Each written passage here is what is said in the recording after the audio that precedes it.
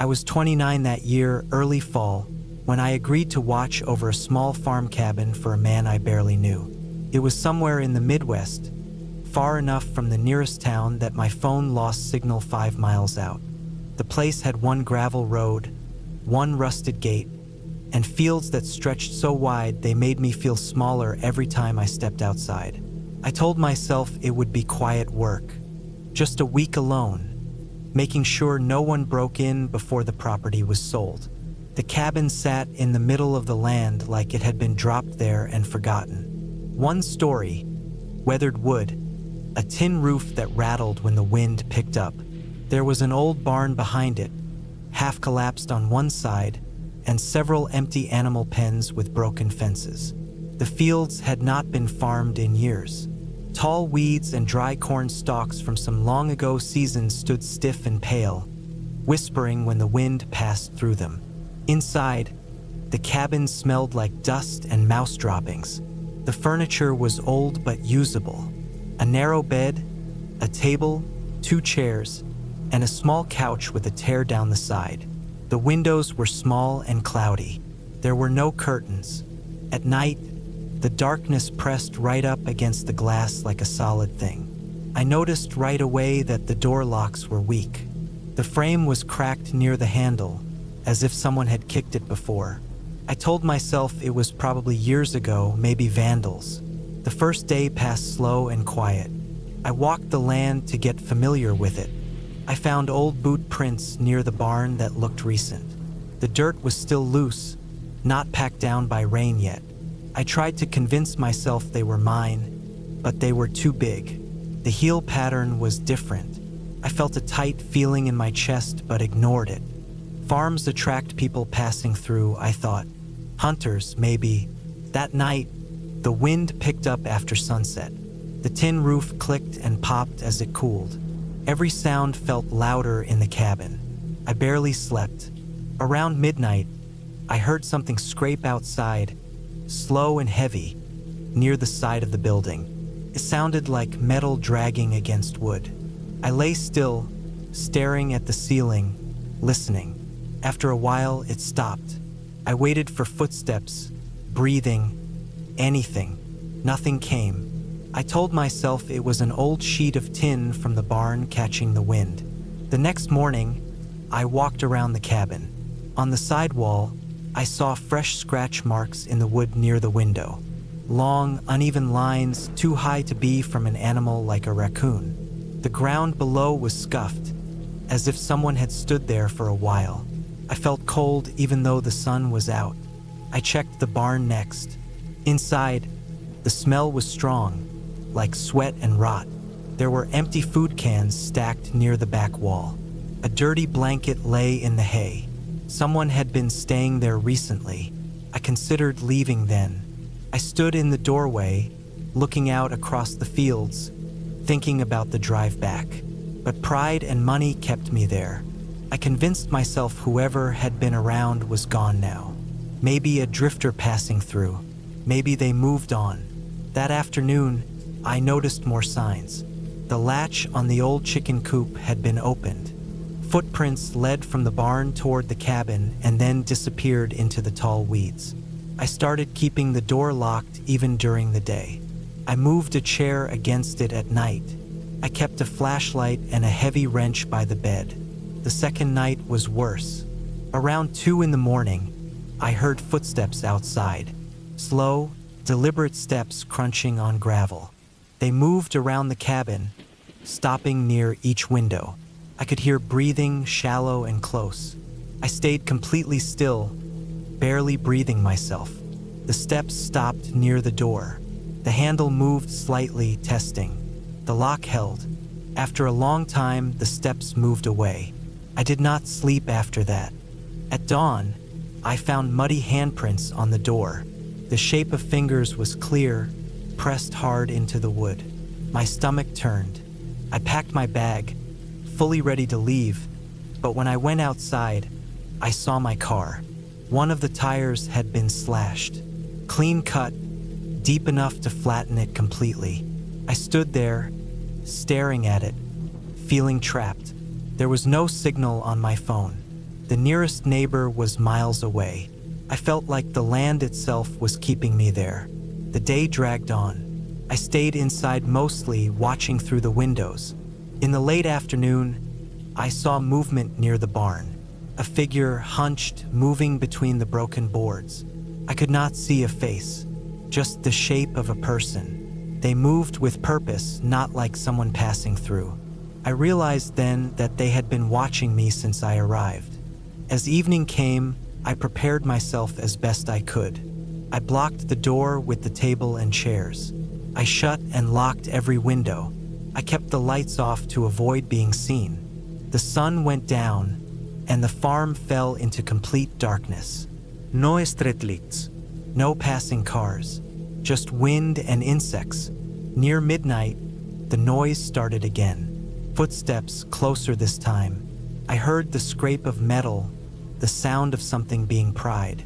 The window near the back of the cabin rattled. The glass bowed inward slightly, then settled. Whoever it was moved to the door. The frame creaked as pressure was applied. Slowly, carefully testing. The crack in the door frame widened with a sharp sound. The lock finally gave. The door opened just enough for a shoulder to push through. The furniture shifted but held for a moment. I raised the wrench, my hands shaking so hard I thought I might drop it. The pressure increased. The table legs scraped loudly across the floor. The door burst open enough for the person to stumble inside. In the dim light from the moon through the window, I saw him clearly. A man, thin, filthy, beard matted, eyes wide and unfocused. His clothes were torn and stained. He smelled like rot and sweat. He did not look surprised to see me. He looked angry that I was there. He lunged toward me. I swung the wrench as hard as I could, connected with his shoulder. He fell back, hitting the wall, knocking over a chair. He tried to get up, slipping on the floor. I swung again, hitting his arm. He screamed then, a raw sound, and scrambled toward the door. He ran out into the night, limping, disappearing into the fields. I did not chase him. I slammed the door shut and pushed everything back in place. I sat on the floor until morning, shaking, listening for any sound. When the sun came up, I went outside carefully. There was a trail of blood leading away from the cabin toward the barn and then into the fields. I followed it part way, then stopped. I did not want to find him. I walked to the barn instead. Inside, I found more signs of long-term living. Stolen tools, old newspapers, empty bottles, and a map of the area with the cabin circled. I realized he had likely been using the cabin for shelter before I arrived. I was the intruder in his mind. I changed the tire using the old spare and drove straight to the nearest town. I contacted the authorities and reported everything. They later told me they found the man hiding in an abandoned drainage tunnel a few miles away. He had been living off farms in the area for years, breaking into empty buildings, avoiding people when he could. My arrival disrupted his routine. I never went back to that farm. The image of those handprints on the door stayed with me for a long time. The silence of that land, the way it hid someone so easily, taught me something I still carry. Isolation does not just mean being alone. Sometimes it means being unseen by the people who could help you, while someone else sees you very clearly.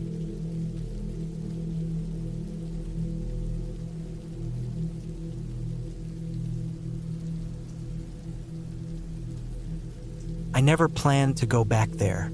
I told myself that for years, and I believed it most days. After my ex-husband died, the cabin was just another problem left behind. Another loose end tied to a man I had worked hard to erase from my life. But papers kept coming in the mail, notices I didn't open at first, then letters with red markings and deadlines. Eventually, I ran out of excuses. Someone had to deal with it, and there was no one else. The cabin sat far north of where I lived, deep enough into the woods that phone service dropped about 20 minutes before you reached it. He bought it back when we were still married, during one of his phases where he wanted to disappear from everyone and everything. Even then, I hated the place. It felt wrong, like it didn't belong anywhere people were meant to stay for long. When we divorced, he kept it. I hadn't seen it in over 10 years. I went alone in late October. The year was colder than usual, the kind of cold that settles into your bones even before winter starts. The drive took most of the day. The last stretch was a narrow gravel road lined with tall trees that leaned inward, their bare branches touching overhead like ribs. I remembered that road too well. It looked smaller now, tighter, like it had shrunk while I was gone. The cabin appeared suddenly, just past a bend. It was darker than I remembered. The wood weathered almost black, the roof sagging slightly on one side. No smoke, no lights, no sign anyone had been there recently. I parked and sat in the car longer than I needed to, listening to the engine tick as it cooled, watching my breath fog the windshield. I kept thinking about him, not in a sad way, more like an old injury you forget about until the weather changes. He had died suddenly. That's what the short message from his sister said. No details. We hadn't spoken in years. Still, standing there, I felt like I was walking into something unfinished. The door stuck when I tried to open it. The wood had swollen from years of damp air. When it finally gave, the smell hit me first. Old dust, damp wood, and something faintly sour like metal and rot mixed together. I stepped inside and shut the door behind me. The sound echoed too loudly. The inside looked mostly the same. One main room, a small kitchen area, a narrow hallway leading to a bedroom and a bathroom. Everything was coated in a thin layer of dust. Cobwebs hung in the corners. The furniture was still there, covered with old sheets that had yellowed with age. I didn't move them right away. I just stood there listening. The woods outside were quiet, but not the peaceful kind. No birds, no wind, just silence, heavy and pressing. It made every small noise inside the cabin feel wrong.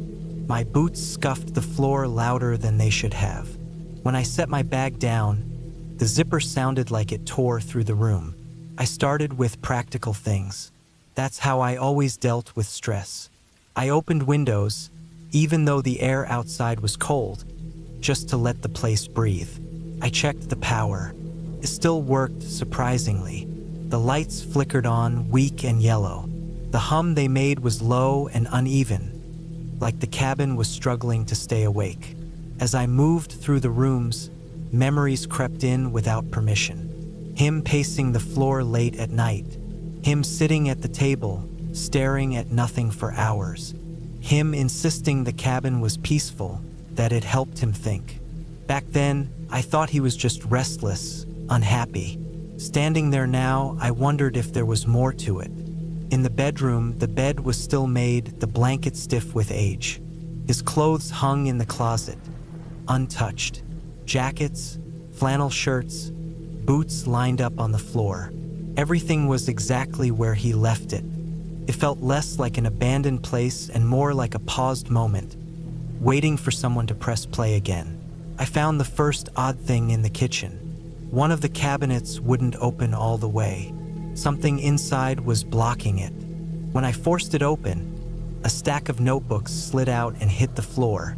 They were old, the covers worn, pages yellowed. I didn't want to read them at first. They felt private even after everything. But curiosity won. The writing was messy, rushed. Dates filled the margins, years worth. He wrote about the woods mostly, sounds at night, tracks he couldn't identify, the feeling of being watched. First, I rolled my eyes. He always had a habit of exaggerating, turning normal things into bigger problems. But the entries got darker as I flipped through them.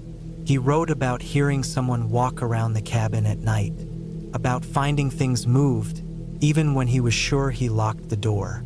He wrote about lights deep in the woods, too far away to be houses. He never mentioned ghosts or anything like that. He always tried to explain it logically. Hunters, drifters, people using the forest to hide. One entry made my hands go cold. He wrote that he thought someone had been inside the cabin while he was gone. Not breaking in, just being there, sitting, waiting. I closed the notebook and put it back. I told myself he was paranoid, that living alone out there had messed with his head. Still, I checked the locks again. They held. Night came early. By the time I finished sorting papers and bagging things to take back, it was already dark outside. Driving back in the dark on that road didn't feel safe, and I had planned to stay one night anyway. I cooked a simple meal from what I brought and ate standing up. Sitting at the table felt wrong. When I finally lay down on the couch, I left the lights on. Sleep didn't come easily. Every sound made me tense. The walls creaked as the temperature dropped.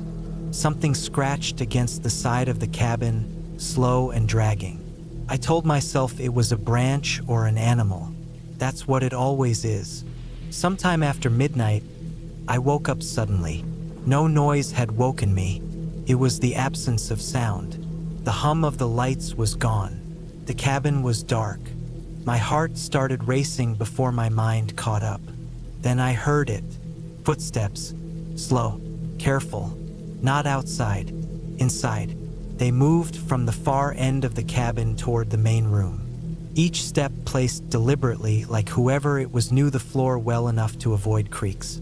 I stayed completely still, barely breathing. My body felt heavy, frozen. The steps stopped near the kitchen. I could hear breathing, not fast, not panicked, calm, patient.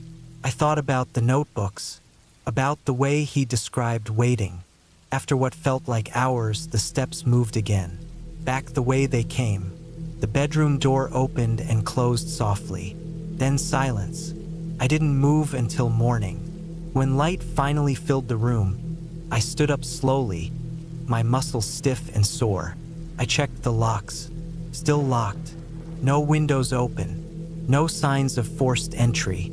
In the bedroom, the bed was disturbed. The blanket pulled back. An impression left behind like someone had sat there for a long time. I didn't search the woods. I didn't call anyone. I packed my things with shaking hands and left the cabin exactly as it was. I drove away as fast as I could, gravel spraying behind me. Later, I sold the land without ever going back. I didn't read the rest of the notebooks. I didn't tell anyone what happened. Some things don't need explanations. They just need distance. Sometimes, late at night, I think about him there alone, writing page after page, trying to make sense of something that never wanted to be understood. I don't know who was in that cabin with me, or if it was someone who had always been there, long before either of us. What I do know is this: he didn't die suddenly. Not really. He just stayed somewhere too long, and whatever shared that space with him eventually made sure he never left.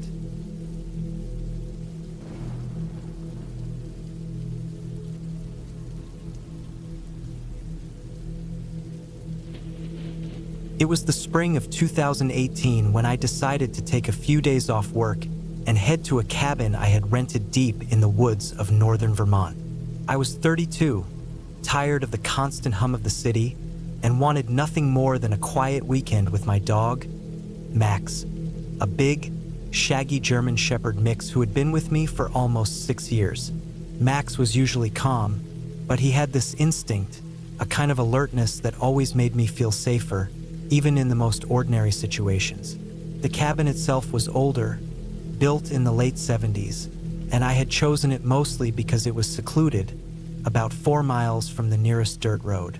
The last stretch of the drive had been rough, narrow, winding paths with overgrown trees pressing in from both sides. By the time I parked, the sun was dipping below the horizon, and the woods were starting to feel heavy with the approaching night.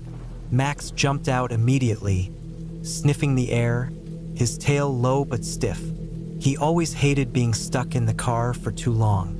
Inside, the cabin was simple. Wooden walls, a small kitchen, a living area with a stone fireplace, and a loft bedroom. It smelled of old wood and a faint mustiness, the kind of smell that makes you realize a place has been abandoned for long stretches at a time. I unpacked quickly, tossing my bag onto the floor while Max wandered through the rooms, sniffing every corner. His ears perked. The first night was uneventful.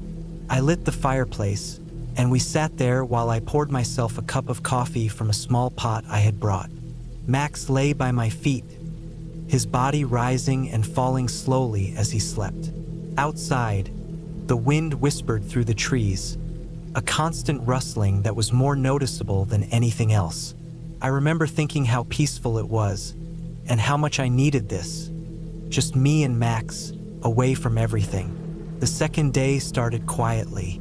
I went for a long walk through the woods, Max leading the way, sniffing at every tree, every fallen branch.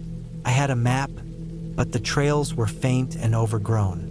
By the afternoon, I realized I had wandered farther than I intended. I recognized a ridge I hadn't noticed before and decided to turn back, retracing my steps. Max stayed close, but he was more alert now, ears twitching, nose in the air. He growled once, low and cautious, but there was nothing in sight. I shook my head, blaming a squirrel or a deer, and kept moving. That night, though, was different.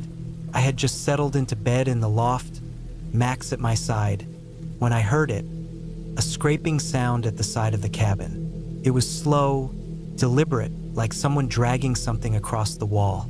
My first thought was the wind or a branch rubbing against the cabin, but the sound repeated, sharper this time. Max stiffened immediately, growling low in his throat, his hackles rising. He moved to the door of the loft and stared, ears forward, teeth showing just slightly. I tried to tell myself it was nothing. The cabin was old. It could be settling, or maybe a raccoon or a deer outside. But the scraping came again, and now it sounded like it was moving along the side of the cabin, toward the front. I got out of bed slowly, careful not to spook Max. I grabbed a flashlight and quietly descended the narrow wooden stairs. The beam of light cut across the room and out the window, but I saw nothing. Max barked once, sharp, and ran to the door. I opened it cautiously. The night air hit me, cold and sharp, carrying the scent of wet earth and pine. Nothing moved. I stepped onto the porch and swept the flashlight around. The woods were dark, dense, and quiet. The scraping had stopped. I strained to hear, but there was only the wind through the trees and the distant call of an owl. Max stayed at the edge of the porch, ears erect, growling softly, not moving from my side. I went back inside, locking the door behind me. Max didn't calm down. He lay down, but his eyes stayed fixed on the door. I sat in the living room, watching the shadows from the fireplace, feeling the tension in the cabin like a living thing. I didn't sleep much that night. Every little creak made me sit up, flashlight ready, listening for any sound. Max stayed close, occasionally letting out a low growl. The next morning, I found something. At the back of the cabin, in the thin strip of dirt between the cabin and the trees, there were footprints, large, heavy, and uneven. They were human, but not the kind you expect on a hiking trail. They were shod in heavy boots, and they led away from the cabin into the woods, disappearing after 50 feet. My stomach sank. I knew the road was miles away, and no one could have just wandered in. I checked the doors and windows. Everything was locked, nothing broken. Max sniffed at the prints, growling low, staring into the woods. That day, I tried to stay calm, but I kept Max close. I didn't leave the cabin. I kept the fire going, the lights on, and every time I heard a sound outside, my heart jumped. By evening, I realized I needed to make a decision. I couldn't stay another night like this, and I couldn't drive out in the dark. I prepared my backpack with essentials: water, food, my phone fully charged, and a small hatchet I kept in the trunk of my car just in case. I waited until first light. The woods were misty, the sun barely rising, and the air thick with the smell of damp leaves. Max was alert, walking slightly ahead of me as we made our way down the narrow trail I had come in on. Every few steps, I glanced back at the cabin. It looked peaceful, almost innocent, but I knew the footprints I had seen weren't the only sign that someone had been here. About halfway down the trail, Max stopped abruptly, ears forward, hackles up. I froze. Somewhere to our right, deep in the woods, there was a rustling, a soft, deliberate movement, the same kind of sound I had heard scraping the cabin. I held my breath. Max growled, low and steady, and I whispered for him to keep moving. Slowly, cautiously, we moved forward, the trail crunching beneath our feet. The rustling stayed just out of sight. Finally, we reached the dirt road. Relief hit me in a wave so strong I almost laughed aloud. I kept Max close as I walked to my car, unlocked it, and piled in. Max jumped in beside me, his tongue lolling but eyes still scanning the woods. As I started the engine, I glanced back once. The cabin was hidden now by the morning fog, peaceful in the distance, but I knew what I had felt there. The tension, the presence, the threat. It wasn't something you could explain with ghosts or imagination. It was real. I drove slowly back toward the main road, Max quiet now but still alert. The experience stayed with me for weeks, that feeling of being watched, of something just beyond sight, waiting. I never saw anyone in the woods, and I never found out who or what had been at the cabin that night. But Max never let me forget it. Every time we pass a dense forest, he stiffens, sniffs the air, and looks at me like he remembers. That weekend changed how I saw the woods. I had gone seeking solitude and found danger instead. And while I never returned to that cabin, I learned something important. Instincts matter, and sometimes the only protection you have is trust, in yourself and in the ones who watch over you. Max saved me in ways I can't fully explain by trusting what I couldn't yet see. The cabin, the footprints, the scraping in the night. They were gone when I left, but the memory and the fear stayed with me forever.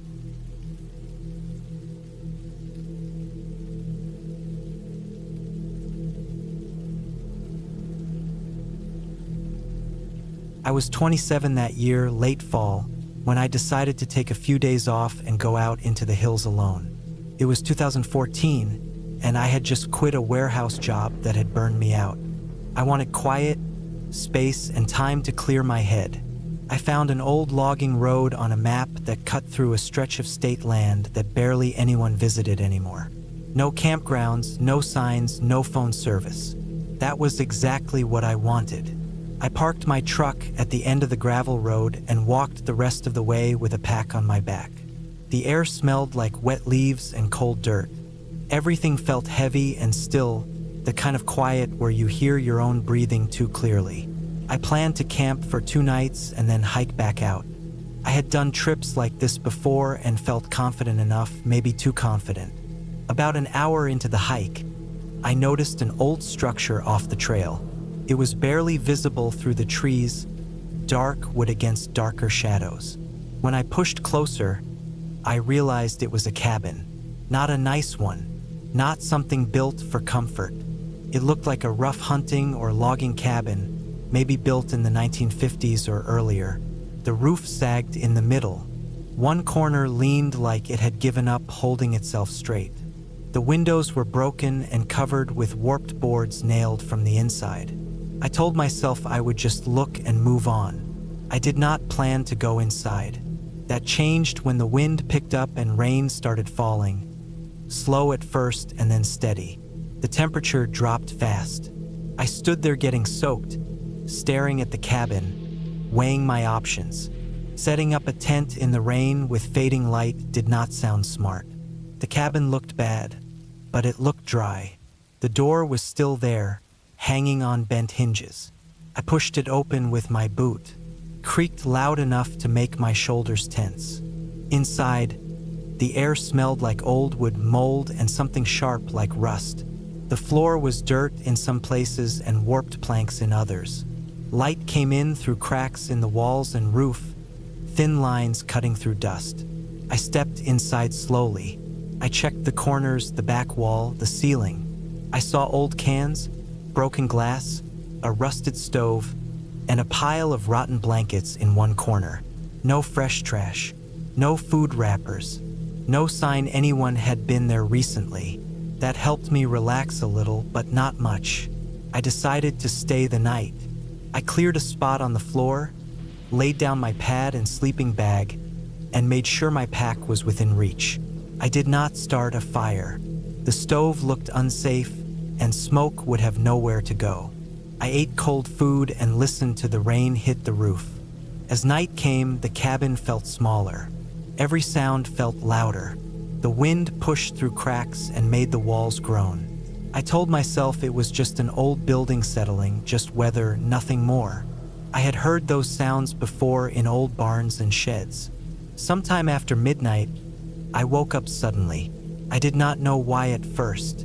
My heart was racing. The rain had stopped, and the silence felt wrong. Too clean, too empty. I lay there, eyes open, listening. Then I heard a sound outside. It was slow and careful, like someone stepping around sticks instead of through them. Stopped, then started again, closer this time. I stayed still, barely breathing. I told myself it could be a deer, maybe a bear, but the steps felt too measured for that. The sound circled the cabin. I heard it move from one side to the other. Dirt shifted. Leaves crunched softly. I did not hear any animal noises, no snorting, no breathing, just steps. Something brushed against the wall. The cabin shook slightly. I felt it through the floor. My stomach tightened, and my mouth went dry. I reached slowly for my flashlight and kept it off, just holding it. The steps stopped near the door. Time stretched in a way that made no sense. Seconds felt long and thick. I stared at the dark shape of the doorway, waiting for movement. Nothing happened.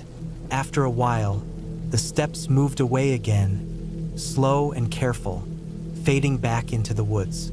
I did not sleep after that. I sat against the wall with my knees pulled in, listening until the sky lightened through the cracks in the boards. In the morning, I stepped outside and walked a slow circle around the cabin. I found footprints in the mud. Human footprints, heavy boots, not old.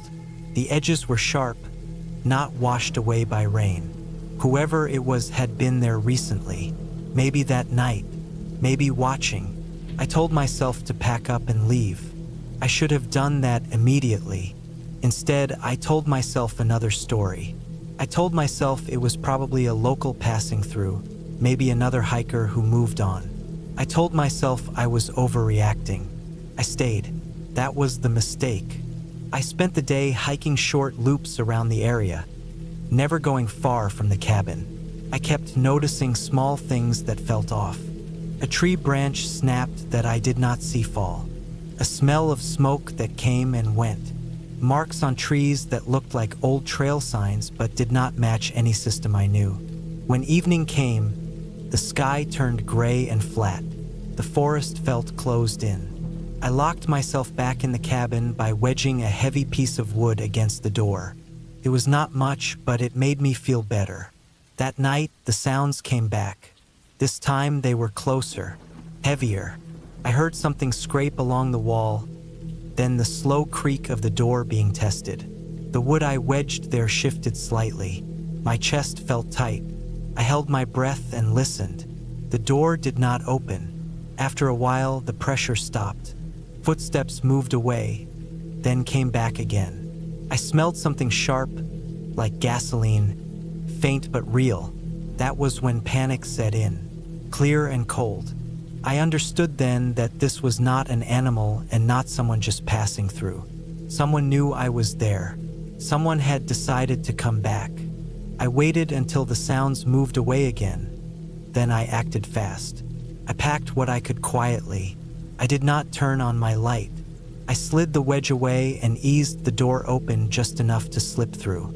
The woods were dark, but my eyes had adjusted. I moved slow at first, then faster, putting distance between me and the cabin. I did not follow the trail. I moved downhill, toward where I knew a creek ran, hoping it would lead me back toward the road eventually. Behind me, I heard shouting. Not words I could understand, just angry noise. I heard running, branches breaking. My legs burned, but I kept going. I slipped and fell once, scraped my hands and knees, got back up. I hit the creek and followed it, stumbling through water and rocks. The cold soaked into my boots, but I did not care. I just kept moving. Eventually, the sounds faded. Either I lost them or they stopped chasing. I did not slow down until the sky started to lighten again. I found the road just after sunrise, muddy and exhausted, shaking with cold and adrenaline. When I reached my truck, I did not stop to rest. I got in, locked the doors, and drove. A week later, I told a park ranger what happened. I did not embellish it. I just told it straight. He listened quietly and nodded. He told me they had reports of illegal squatters and people cooking drugs deep in the woods. He said old cabins like that sometimes get used for things you do not want to walk in on. They tore the cabin down a month later. I still think about it sometimes. Not in a dramatic way, just small flashes. The smell of wet wood, the sound of careful steps in the dark, the feeling of realizing too late that I was not alone. I do not go into abandoned places anymore, not because of stories or fear of the unknown. I stay away because I learned something real out there. Some places are abandoned for a reason, and some of the people who find them are not looking to be found.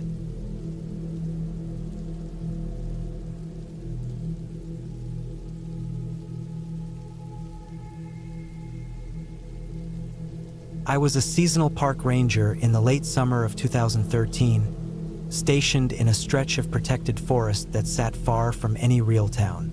The place was a mix of thick pine, swampy low ground, and long dirt roads that barely showed up on maps. My assignment was simple on paper. I was supposed to stay in a small ranger cabin near an old fire lookout trail, check for illegal camps, log wildlife movement, and keep an eye on the northern boundary where people like to sneak in to hunt. I was 29 years old, in good shape, and used to being alone, so none of it bothered me at first. The cabin sat in a shallow clearing surrounded by trees that leaned inward like they were tired. It was built decades earlier, rough wood walls, tin roof, a small porch, and one window on each side. Inside, it smelled like dust, old smoke, and damp wood. There was a single bed, a desk bolted to the floor, a metal cabinet with old paperwork, and a radio that only worked when the weather was clear. No electricity, no running water, just a propane lantern, a stove, and a lock that never felt solid no matter how many times I tested it. The days were quiet and slow. I walked the trails, marked fallen trees, and checked the boundary lines. Most nights were the same. Wind in the branches, insects tapping against the window, and the distant sounds of animals moving through the brush. I slept light, but nothing ever really happened. That changed in the second week. It started with small things that felt off but were easy to explain away. One morning, I noticed boot prints near the edge of the clearing.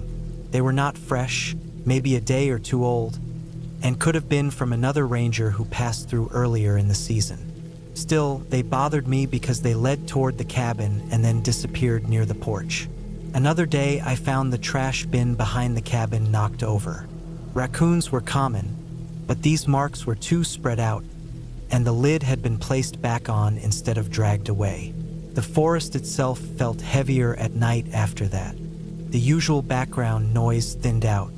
The insects went quiet for long stretches, and the wind came in short, sharp bursts instead of a steady flow. I kept telling myself it was just the weather changing, but I started checking the lock twice before bed and leaving my boots next to the bed instead of by the door. One evening, after a long patrol, I returned to the cabin just before dark. The sky was low and gray, and the air smelled like rain that never came. As I stepped onto the porch, I noticed something near the door. The small wooden wedge I used to keep the door from swinging shut was missing. I was sure I had left it there that morning. I stood still for a moment, listening. Nothing moved. No footsteps. No animals. Just the forest holding its breath. Inside, everything looked the same, but the feeling in my chest stayed tight. I logged my patrol notes and tried to focus on routine.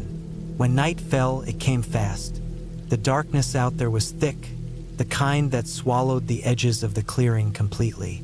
I lit the lantern and sat at the desk, reading old reports to pass time. Sometime after midnight, I woke up without knowing why. The lantern was off, the cabin dark except for faint moonlight through the window. I stayed still, listening. At first, there was nothing. Then I heard slow movement outside. Not the quick scurry of an animal, but careful steps on dry leaves. They circled the cabin once, close enough that I could hear the ground shift under weight. Whoever or whatever it was did not rush. It moved like it knew the layout. The steps stopped near the window on the east side. I could hear breathing, low and steady. I did not move. I did not reach for anything.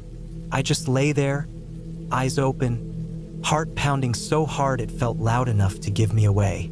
After a long minute, the steps continued, this time toward the back of the cabin. Then they faded into the trees. I did not sleep again that night. In the morning, I found clear signs that someone had been there. The dirt near the window was disturbed. There were fresh boot prints this time, deep and heavy, leading away toward the old service road that had been closed for years. I reported it over the radio when I finally got a signal. Static swallowed most of my message, but I logged it in writing and decided to stay alert. The next 2 nights were worse. Each night, the same slow movement came back. Each night, it stayed longer. The 3rd night, the steps reached the porch. The boards creaked under weight. Something brushed against the door, testing it, not hard enough to break it, just enough to feel the pressure through the wood. The lock held. I sat on the bed with my back against the wall until morning light filled the cabin. By then, exhaustion had set in. My thoughts felt thick, slow, and unreliable. I kept going over possible explanations. A lost hiker, an illegal hunter using the cabin as a marker, someone unstable who knew the area too well. None of it sat right. On the 4th day, while checking the storage shed about 50 yards from the cabin, I found something that turned my stomach. Inside, among old tools and empty fuel cans, was a sleeping roll laid out on the dirt floor. It was recent. The ground underneath was still pressed down. There were food wrappers and a plastic bottle that was not issued by the Park Service. Someone had been staying close, watching. That night, I did not turn the lantern off. I sat at the desk with my jacket on, boots laced, and my bag packed. I planned to leave at first light and hike to the nearest ranger station, even if it took all day. The movement started earlier than before, just after the sun went down. The steps did not circle this time. They came straight to the porch. The door handle shifted slightly, testing again. Then the pressure increased. The lock rattled. The door bowed inward just a bit, enough to show me how thin it really was. I stayed silent, barely breathing. The pressure stopped. For a moment, I thought it was over. Then I heard something scrape along the side of the cabin, slow and deliberate. It moved toward the window. The shape blocked out the moonlight for a second. I could see the outline of a person standing close, head tilted like they were listening for movement inside. The window did not break. The shape moved away again. The steps retreated, but they did not leave the clearing. They paced just beyond the tree line, back and forth, for hours. I stayed awake until my body shook from it. Morning came pale and cold. I did not waste time. I grabbed my pack, stepped outside, and headed down the trail toward the south access road. About a mile in, I saw the person for the first and only time. They stood off the trail, partially hidden behind a tree. Dirty clothes, unshaven, watching me without moving. I did not stop. I did not look back again. I reached the road by early afternoon and flagged down a maintenance truck. The report that followed was long and detailed. Later, I learned they found signs of a long-term illegal camp deeper in the forest. The person was never officially identified, but they were gone. I never returned to that cabin. The park reassigned me to a different region before the season ended. Years later, I still remember how quiet the forest became at night, and how close someone can be without ever making a sound loud enough to hear until it is almost too late.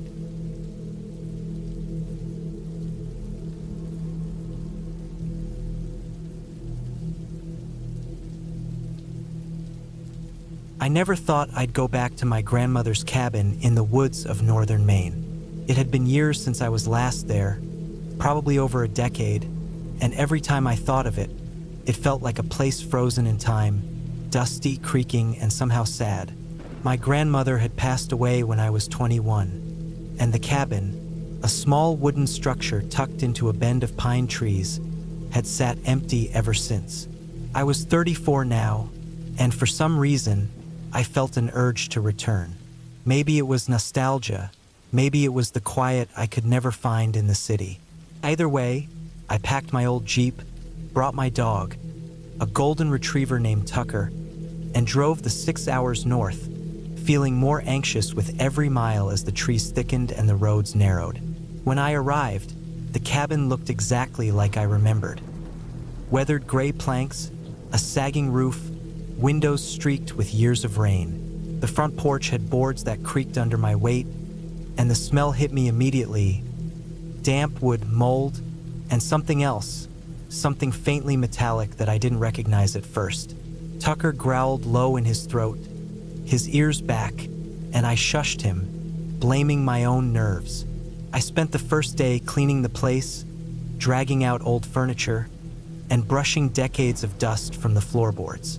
I opened the cabinets and found old cans of beans and soup, some cracked and expired, others surprisingly intact. I found a trunk of old clothes in the corner, faded and moth-eaten, and a stack of my grandmother's journals. I skimmed through them, seeing her life in black ink. The days of cold winters, hard summers, and small joys like planting flowers around the cabin. There was comfort in that, a quiet familiarity.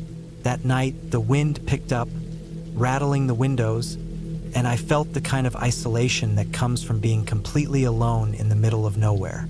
Tucker slept at my feet, but his body was tense, every muscle coiled as though he sensed something I didn't.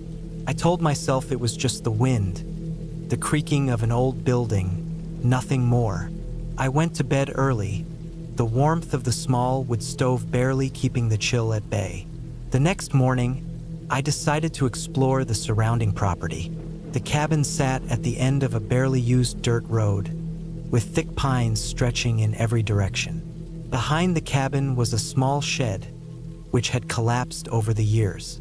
As I stepped into the shade of the trees, I noticed something strange near a patch of overgrown grass. A hand. A pale, stiff hand, partially buried under fallen leaves. My stomach dropped. I froze, my mind racing. Tucker barked sharply, tugging at his leash. I stepped closer, and the reality hit me. It wasn't just a hand. It was a body partially decomposed, with clothes that were torn and rotting. My hands shook as I realized it had been there a long time, months, maybe years.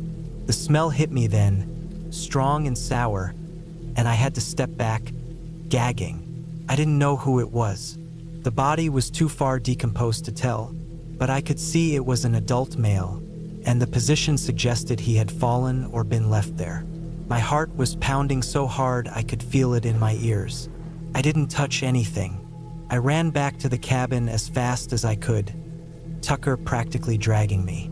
I grabbed my phone, but there was no signal out there. Panic surged through me, and I ran back to the Jeep, hoping the radio might work. Nothing. I knew I had to get help, but the nearest town was miles away, and the road was treacherous in spots. My mind raced. Who had left him there? How long had he been there? And why had I never heard about it? I took a deep breath and forced myself to think clearly. The body wasn't recent. There were no signs of struggle nearby, no weapons, no blood splattered around. Whoever he was, it seemed he had died quietly, or at least that the forest had claimed him long before anyone noticed. The rational part of my brain kept telling me that, but the fear was relentless. I grabbed a pair of gloves and a plastic tarp from the cabin, whatever I could find, and ran back to cover the body until I could get help. Felt wrong to touch it, but I couldn't leave him exposed like that. Tucker whimpered beside me, sensing my panic.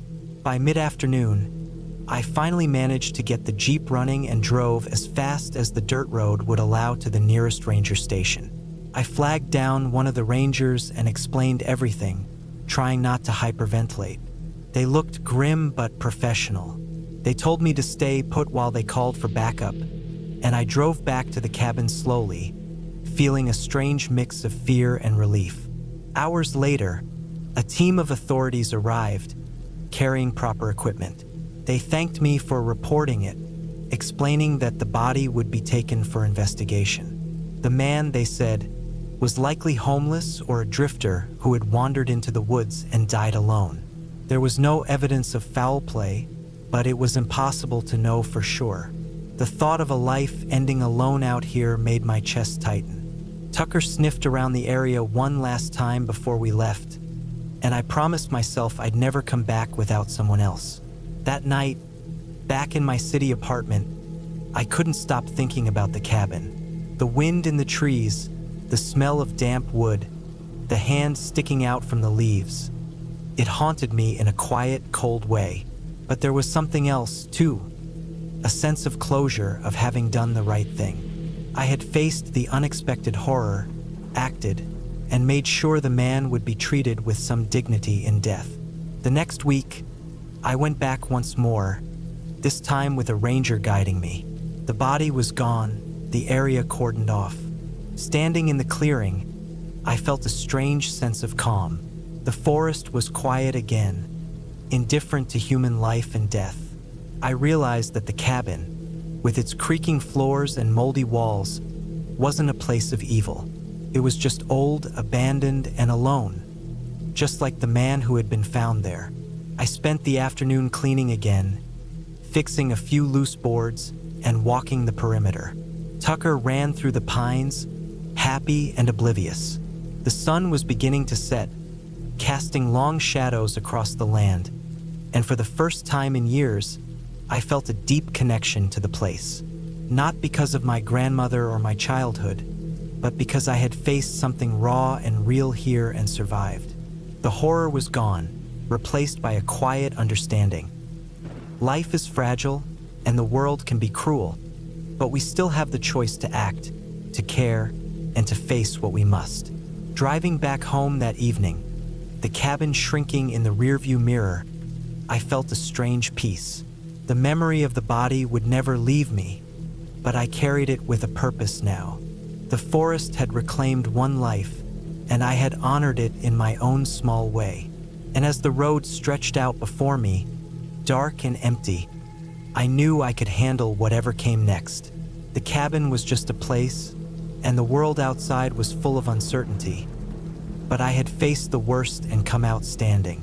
That night, Tucker curled at my feet, and for the first time in a long while, I slept without fear.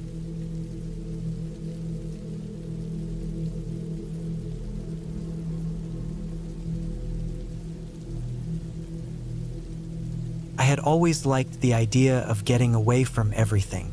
Life in Chicago had been wearing me down, and the idea of spending a week alone in a cabin in northern Minnesota seemed perfect. It was September 1998, and I was 28 years old, tired of the endless gray of city streets, of car horns and crowded buses. I wanted silence, or at least what felt like silence, the kind of place where the wind and trees had a louder voice than people. The cabin wasn't far off the map, but it was far enough that I needed to drive down a long stretch of dirt road that was barely wide enough for a single car. The GPS at the time was basic, and I had a printed map in the glove compartment, which I kept checking more out of nervousness than necessity. The sun was setting when I finally pulled up. The cabin was small, a simple log structure with a slanted roof and a narrow porch. It smelled faintly of old pine and dust. Windows were dark, reflecting the orange sky, and I could already tell that the forest behind it was thick and endless. Inside, the air was cold and musty. I dropped my bag by the door and walked around, touching the walls and furniture. Everything seemed solid, sturdy. There was a small wood stove in the corner, a few chairs, a table, and shelves lined with old books and some random kitchenware. Nothing fancy, but it was quiet, which was what I had wanted. Outside, the wind rustled the trees, carrying a chill that made me pull my sweater tighter. My dog, Sam, a large golden retriever, padded after me, sniffing every corner, occasionally growling softly at the shadows. The first night was mostly uneventful. I built a fire, cooked some canned chili, and listened to the wind. The forest made noises I wasn't used to. The snap of branches, the rustle of small animals, the distant call of some unknown bird. Sam was uneasy at first, but eventually curled up near the fire. I slept fitfully, half waking to sounds that my city-trained mind kept trying to interpret. Something scraping against the cabin wall, something heavy moving in the distance. But every time I forced myself to get up and look, there was nothing, just shadows. The second day, I decided to explore the area. The cabin was near a small lake, hidden behind tall pines and brush. The water was still, reflecting the gray sky, and the silence around it made me tense in ways I didn't expect. Sam ran ahead, nosing at everything, barking occasionally at deer that scattered at his approach. I wandered along a narrow trail that seemed to circle the lake, feeling increasingly uneasy. There was no one around, not a fisherman, not a hiker, nothing. The deeper I went, the more isolated it felt. I kept telling myself I had chosen this, that isolation was what I wanted. But when the wind shifted and the branches creaked in a way that sounded almost like footsteps, I felt the first real hint of fear. That night around 10, I heard it. Not outside, but inside the cabin. A faint thump, like something heavy being dropped, came from the corner where I had stored some firewood. Sam's ears perked up immediately. I froze, trying to convince myself it was just the old cabin settling. Another thump followed, and then a scraping noise, slow, deliberate, coming from the same corner. I grabbed the small flashlight I had brought and aimed it toward the wall. Nothing. Sam growled low, his hackles raised, his tail stiff. The next hours were a blur of tension. Every small noise made me jump. The crack of a branch, the rustle of leaves brushing against the window. At one point, I thought I saw a shadow move across the far wall, but when I shone the flashlight, there was nothing there. My mind raced through possibilities. Animals had gotten in, a branch had broken against the cabin. I tried rational thinking, but rationality felt flimsy against the oppressive darkness and silence. Eventually, I stayed near the stove with Sam, letting the fire burn low, until exhaustion finally pushed me into a restless sleep. The third day, I ventured further from the cabin. I wanted to convince myself there was nothing to fear.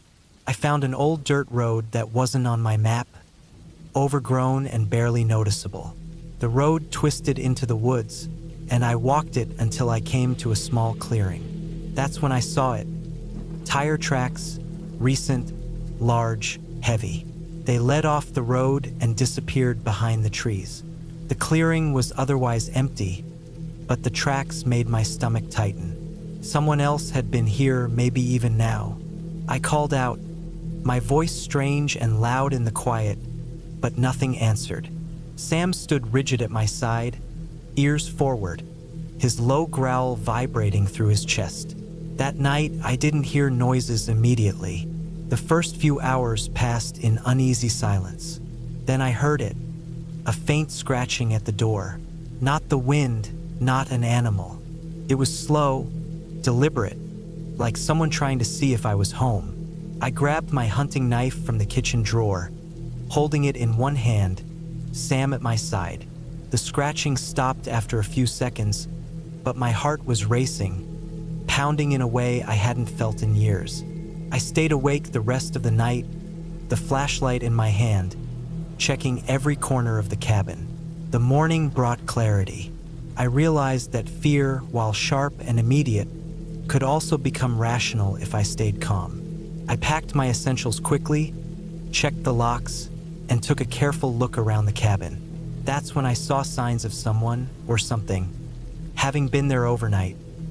Footprints in the dirt just outside the porch, broken twigs, and a faint smell of smoke that wasn't mine. My hands shook as I loaded my bag and called my friend on a pay phone in town to tell them I was leaving. The drive back was tense, every shadow along the road making me flinch. When I finally reached the highway, the city lights felt like relief.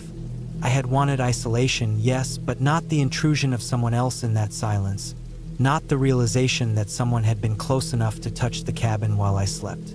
When I got back to Chicago, I reported the incident to the local ranger's office. They told me people sometimes camped illegally in the area, that it was common for trespassers to show up in remote cabins. No arrests were made, but it was enough to confirm what I had feared. The experience stayed with me for years, not because of any supernatural presence, but because of how raw and real the fear of another human being in your private space can be. Looking back, I understand why the woods feel different when you are alone, and why even the smallest sound can turn into terror. But I also remember the calm mornings after the storm of fear, the sunlight breaking through the pines, and Sam's quiet companionship. I learned that survival in that kind of situation isn't about fighting monsters or ghosts. It's about observation, caution, and trust in yourself. I never returned to that cabin. Couldn't. The memory was too vivid, too unsettling, and yet it was also a story of endurance. I had faced fear that was entirely real and entirely human, and I had come through it with my senses sharp and my instincts alive. I still go hiking sometimes even camping, but never alone, never without Sam, and always aware that the quiet of the forest can hide more than just animals, can hide people.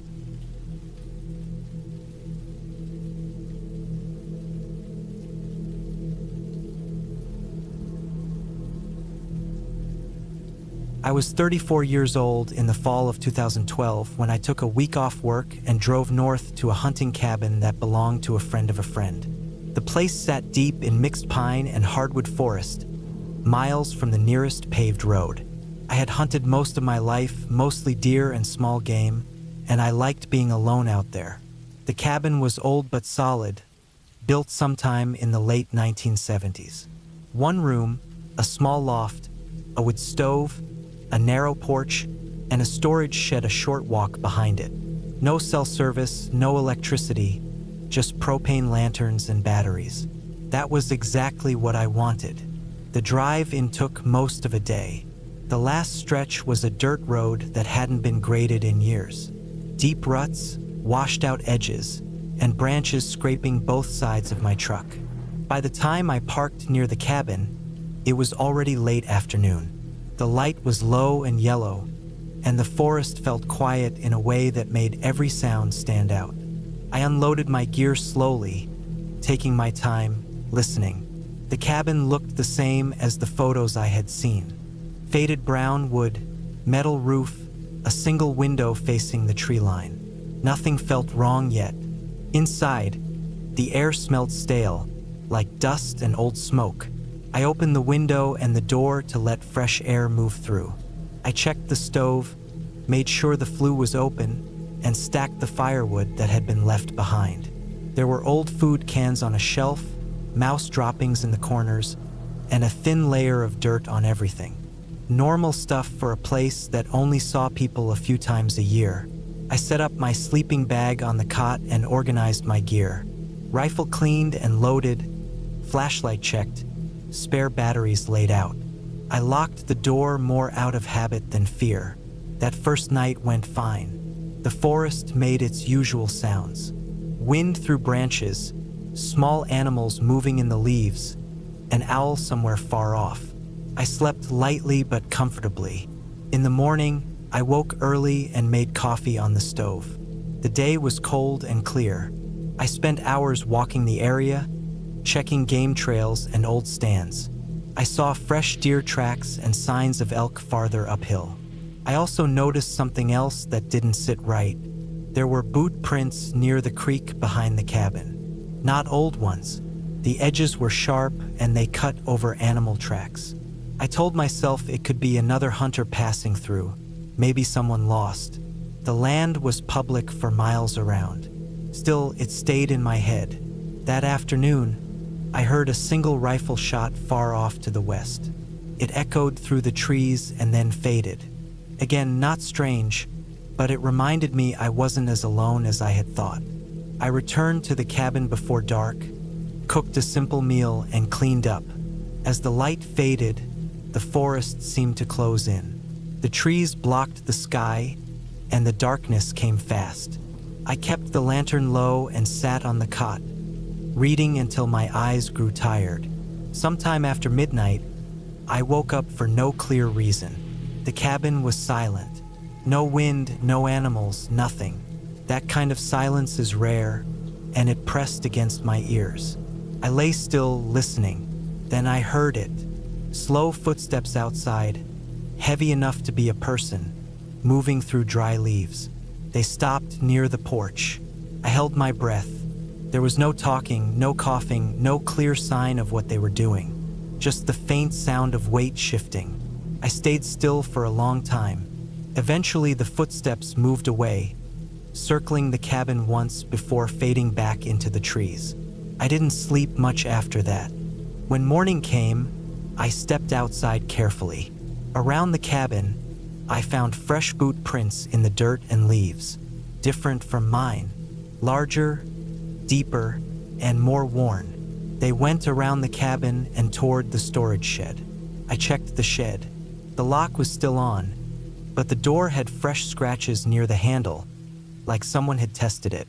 Nothing was missing, but I felt exposed. I considered packing up and leaving. Pride and stubbornness made me stay. I told myself I was overreacting. Hunters crossed paths all the time. The second day passed slowly. I hunted but saw nothing. The forest felt wrong now. Every sound made me stop and look. In the late afternoon, I found another sign that turned my stomach. Near one of the trails, someone had stacked small rocks into a rough pile, not a marker I recognized. Nearby, a tree had fresh cuts in the bark, low and uneven, like someone had struck it repeatedly with a blade. There was no reason for it. That night, I locked the door and wedged a chair under the handle. I kept my rifle close. Sleep came in short bursts. At some point, I heard movement again. This time closer. I heard the porch boards creak under weight. Something brushed against the cabin wall. Then a soft scraping sound near the window. I stayed frozen, heart pounding, every muscle tight. The sounds lasted several minutes, then stopped. No footsteps leaving, just silence again. In the morning, the window had a long smear across the glass, dirt mixed with something oily. Below it, more boot prints. Whoever it was had stood there for a while. I knew then that this wasn't random. Someone knew I was there and had come back. I made a plan to leave the next morning. I spent the day packing slowly, keeping my eyes on the tree line. I didn't wander far. As evening came, clouds rolled in, and the light dropped early. I cooked a quick meal and sat in the dark with the lantern off, listening. Near midnight, the sounds returned, heavier and more confident. Footsteps approached from the same direction as before. This time, they didn't stop at the porch. They went straight to the door. The handle moved slightly, testing. The chair held. The wood creaked as weight leaned against it. I could hear breathing on the other side, slow and controlled. I raised the rifle and aimed at the door, finger resting, not shaking, just waiting. After what felt like forever, the pressure eased. The footsteps moved away, not rushed, not panicked. They circled once more and headed toward the trees. I stayed awake until dawn, muscles sore, eyes burning. To first light, I loaded my truck as fast as I could. I checked the area one last time and found something that made my decision final. Near the edge of the clearing, half hidden under leaves, was a shallow hole. Inside it were food wrappers, cigarette butts, and a stained blanket. Someone had been camping there, watching the cabin. Watching me, I drove out without stopping, every mile feeling longer than the last. When I reached cell service, I called the local ranger station and reported everything. They took it seriously. A week later, I learned they had found a man living illegally in the area, wanted for multiple break-ins at remote cabins. He had been armed and had fled when officers moved in. They never said his name, but they confirmed he had been staying near that cabin for months. I never went back. The experience didn't fade into a vague memory like other trips. It stayed sharp. The silence, the footsteps, the knowledge that someone had been so close while I slept. The cabin wasn't haunted, and nothing unreal happened there. It was worse than that. It was just another place where the wrong person decided to wait, and I happened to walk into it.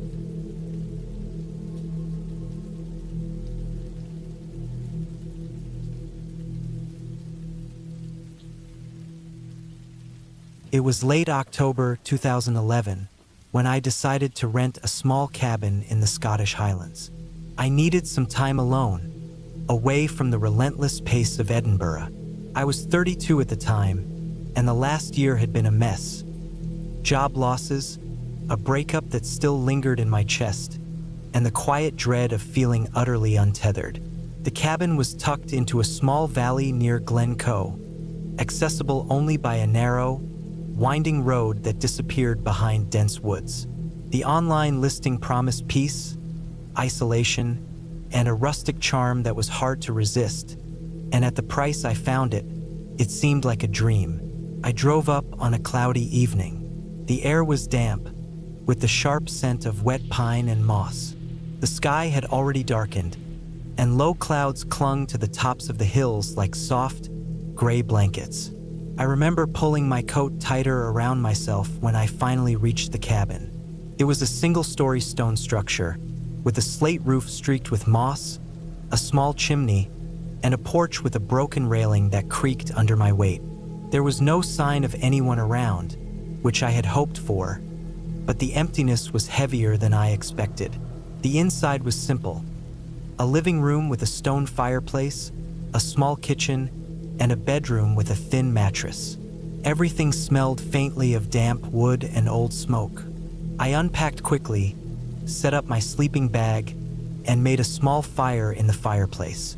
Outside, the wind rattled the trees and the first rain began to fall, tapping lightly on the roof, like someone circling the cabin. I had my dog, Max, with me, a golden retriever mix, and he seemed restless, sniffing every corner, his low growl vibrating in the still air. That first night, sleep was difficult. Every creak of the cabin, every distant rustle of branches, made me startle. Around 2 in the morning, I thought I heard something outside. Not the rain or wind, something deliberate. Footsteps, heavy, dragging footsteps across the wet gravel of the porch. Max perked up immediately, ears forward, low growl turning into a bark. I froze. The door was locked, all the windows shut. I convinced myself it was an animal, maybe a deer or a fox, but the sound was too rhythmic, too controlled. The next morning, I found marks on the porch boards, scratches, like claws but deep, and some muddy footprints that didn't match Max's paws. They were human-sized, wide, and oddly flat, like someone was wearing boots that had seen a lot of wear. I tried to shake it off. Maybe someone had been around recently, maybe another cabin renter. The thought didn't sit right, but I told myself it wasn't a big deal. For the next 2 days, I stayed mostly inside, taking short walks in the surrounding woods with Max. The rain had turned the earth into thick mud, and the air smelled of wet leaves and decay. Each time I returned, I noticed more footprints, always leading to the edge of the woods and stopping there. And always, I thought I saw a figure out of the corner of my eye. A woman, tall, draped in a long coat, with dark hair plastered to her face from the rain. Every time I looked directly, she vanished, leaving nothing but the wet, empty trees behind her. It was on the third night that I finally saw her clearly. I had gone out to fetch firewood, leaving Max tied to a post near the cabin. The rain had stopped, but the clouds lingered low. As I walked along the muddy path I had marked earlier, I saw her standing at the far edge of the woods, just beyond a cluster of birches. She was thin, almost unnaturally so, with a pale, damp face. Her hair hung in long black strands, and her coat was torn in places. Her eyes caught mine, dark and empty, but with an intensity that made me feel exposed, like she could see every thought in my head. I froze, unsure of what to do. Max barked and tugged at his leash, straining toward her. She didn't move. I wanted to run, but my feet felt rooted in mud. Then she did something I couldn't explain. She lifted her hand slowly, pointing toward the cabin. It was deliberate, almost like a warning, but there was no sound, no voice, nothing human in it. Just that slow, controlled motion. My heart pounded. I grabbed Max, dragged him back toward the cabin, and locked the door behind us. Sleep was impossible that night. I stayed in the bedroom with Max at my side, flashlight and kitchen knife on the bed. I could hear her moving outside, circling the cabin. Not like someone pacing nervously, but precise, measured steps that followed the contours of the cabin exactly. It went on for hours. At one point, I thought I saw her face at the window, inches away, water dripping from her hair, her eyes locked on mine. Couldn't breathe. I didn't sleep. I didn't blink. By morning, she was gone. There were no footprints, no sign she had been anywhere near the cabin. I decided to leave immediately. Packing in a frenzy, I barely acknowledged the rising sun, the dripping trees, the thick mud I had walked through. I got into my car, Max jumping in beside me, shaking wet fur into the seat. As I drove away, I glanced back once. For a brief moment, I saw her standing at the edge of the woods, silhouetted against the rising light, motionless, watching me go. Took weeks for me to stop seeing her in my mind. The memory of her eyes, the way she moved, the silent warning, haunted me. But leaving the cabin and the valley behind was the only way to feel safe. Years later, I learned that the area had a history of squatters, people living in abandoned cabins for months, sometimes years. Some were harmless, others, well, the stories were vague, filled with missing hikers and strange disappearances. Nobody ever found out exactly what happened to them. The clarity of the ending, for me, came in the understanding that she wasn't supernatural. She was human, she was real, and the fear, the dread I felt wasn't from some ghost story. It was from the recognition that a person could exist unseen in the shadows of the woods, watching, waiting, moving deliberately with intentions I could never understand. I realized then that fear wasn't about monsters or myths. It was about knowing that real people, with real capacity for strange and frightening behavior, existed in the world around me. I never went back to the Highlands after that. I sold my little flat in Edinburgh a year later and moved to a small village in Devon. I still think about that cabin sometimes, especially when I'm walking Max through misty mornings. But now, I only feel a distant shiver rather than the raw terror I felt that October night. I understand the fear, but I also understand that I survived it. I saw something unsettling, something real, and I walked away. That knowledge, that survival, is its own kind of closure, clear, solid, and permanent. Even now, whenever I hear footsteps behind me in the woods or see a shadow at the edge of my vision, I feel a flicker of that same dread. But I also feel a strange respect, an acknowledgement of the world's unpredictability. Life is strange, and people are stranger still. And sometimes, just sometimes, it's enough to simply walk away, lock the door, and survive.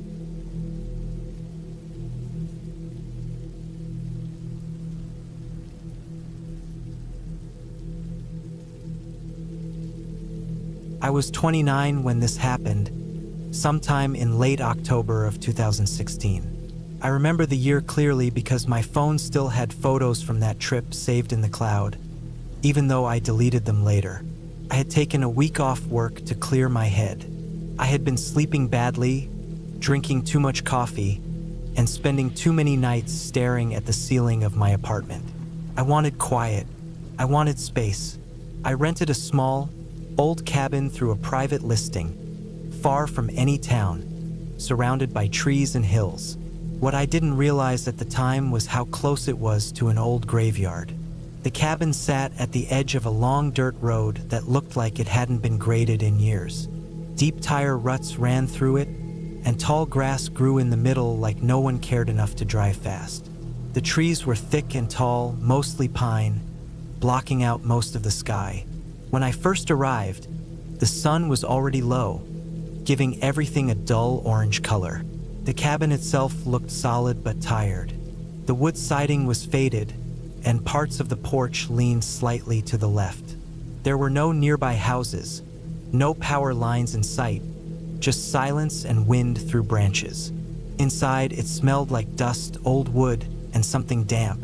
The furniture was simple. A small table, 2 chairs, a couch with a thin blanket folded on it, and a narrow bed pushed against the wall. The windows were small and a little cloudy, like they hadn't been cleaned in years. There was no internet, no TV, and barely any phone signal. That was part of the reason I chose it.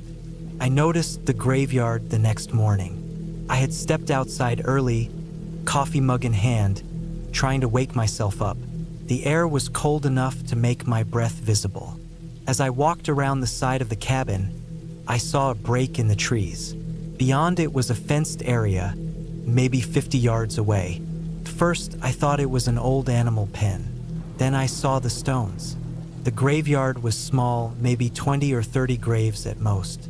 The fence was rusted and bent in places, barely standing. Most of the headstones leaned at odd angles. Some had fallen completely and were half buried in leaves and dirt. A few stones were so worn that the names were unreadable. It looked old, forgotten, and completely out of place. I felt uncomfortable, but not scared. Not yet. I told myself people were buried everywhere. It didn't mean anything. I went back inside and spent the day hiking nearby trails, keeping my mind busy. That night, I didn't sleep well. The cabin made noises I wasn't used to, wood popping as the temperature dropped, wind pushing against the walls, something scratching lightly under the floor, probably mice or squirrels. I kept waking up, heart racing, then calming myself down. I checked my phone. No signal, just the time glowing back at me in the dark. The second day, I noticed something else. There were footprints. They were in the dirt near the graveyard fence, leading toward the cabin. They didn't look fresh, but they weren't completely washed away either. Adult-sized boots, heavy tread. I stood there for a while, staring at them, trying to guess how old they were. I reminded myself that the owner of the cabin probably came out here sometimes, where hikers passed through. It still bothered me more than it should have. That afternoon, I explored the graveyard. I didn't want to, but curiosity pulled me in. The gate creaked when I pushed it open. Inside, the ground was uneven, roots breaking through the soil.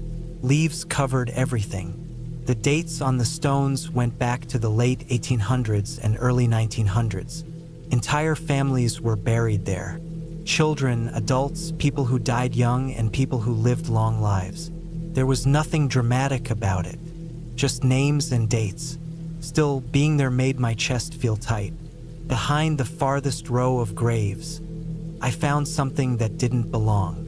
A small pile of items sat against a tree. An empty water bottle, a torn plastic bag, and a piece of fabric that looked like it had been part of a jacket. It was dirty and stiff. Someone had been there recently enough to leave trash. Someone had spent time back there. That night, I locked the cabin door for the first time. Around midnight, I heard footsteps outside. They were slow and deliberate, crunching leaves and gravel. Not the random movement of animals. These had weight to them. I sat up in bed, barely breathing, listening. The steps circled the cabin once, then stopped near the front porch. I waited for a knock that never came. After a long minute, the footsteps moved away, heading toward the trees. I didn't sleep after that. The next morning, I found new footprints near the porch, clearer this time. Same heavy boots. They came close to the door and stopped there. No signs of forced entry, nothing taken. Just evidence that someone had stood there in the dark while I was inside. I considered leaving. I really did, but pride and stubbornness kept me there. I told myself I was overreacting, that I needed to face it and not run from shadows. The third day was quiet, too quiet. No birds, no wind. The air felt thick, like a storm was coming but never did. I stayed inside most of the day, reading and pacing. As evening came, I noticed movement near the graveyard from the window. A shape moving between the stones. Slow, careful. I watched for a long time. The shape eventually knelt near one of the graves and stayed there. I couldn't see details, just a person-sized figure. I felt sick watching it, knowing someone was that close, choosing not to make themselves known. When darkness fell, the figure was gone. That night, the footsteps came back, closer and louder than before. They stopped right outside my bedroom wall. I heard breathing, not loud, not heavy, but steady, intentional. Whoever it was stood there for a long time. I gripped the handle of a small hatchet I had found in the cabin, my hands shaking so badly I thought I might drop it. Eventually, the breathing moved away. In the morning, I packed everything. I didn't care how it looked or what it cost. I loaded my car fast, barely checking the cabin. As I was about to leave, I noticed something carved into the side of the porch railing. It was old, but recently cleaned, like someone had rubbed dirt out of it. A date from decades ago and a name that matched one of the gravestones near the back of the graveyard. That's when it clicked. Someone was living there, not in the cabin, but around it. Someone tied to that place, visiting the graveyard regularly, using the woods for cover. The cabin wasn't haunted. It wasn't cursed. It was just too close to someone else's private world. I drove out of there without looking back. A few weeks later, curiosity got the better of me, and I searched public records online. The land around that graveyard used to belong to a single family for generations. The last surviving member disappeared years ago. No body was ever found.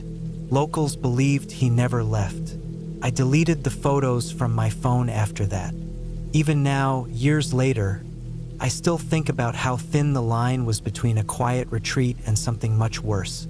There were no ghosts, no monsters, no voices in the dark. Just a real person, in a real place, watching silently from the trees. That's what stays with me the most. Knowing that while I thought I was alone, I never truly was.